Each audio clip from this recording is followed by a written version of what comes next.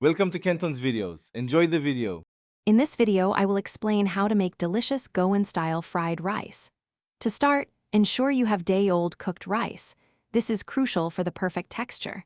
You will also need a vibrant mix of fresh vegetables like carrots, peas, and bell peppers.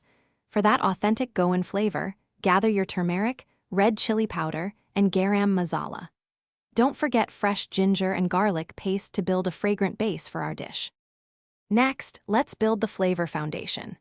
Heat about 2 tablespoons of your preferred cooking oil in a large wok or a deep pan over medium heat. Once hot, add 1 teaspoon of mustard seeds and let them splutter for a few seconds, releasing their aroma. Then, toss in 1 finely chopped onion and sauté it until it becomes beautifully translucent. Finally, stir in 1 tablespoon each of fresh ginger and garlic paste, cooking for about 1 minute until fragrant. Now it's time to infuse our rice with those wonderful Goan spices. Stir in 1 teaspoon of turmeric powder and 1 teaspoon of red chili powder, cooking for about 30 seconds. Then, add 1/2 teaspoon of garam masala, mixing well. Incorporate your pre-cooked vegetables and 2 cups of the day-old rice.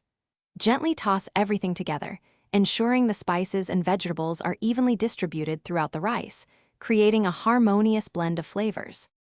For the grand finale, season your Goan fried rice with salt to taste, adjusting as needed, and add a bright dash of fresh lime juice for a zesty finish.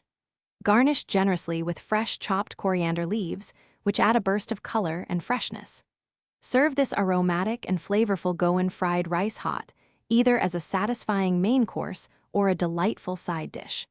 Enjoy every delicious bite of this authentic Goan culinary creation. Thanks for watching. Consider subscribing if we helped you.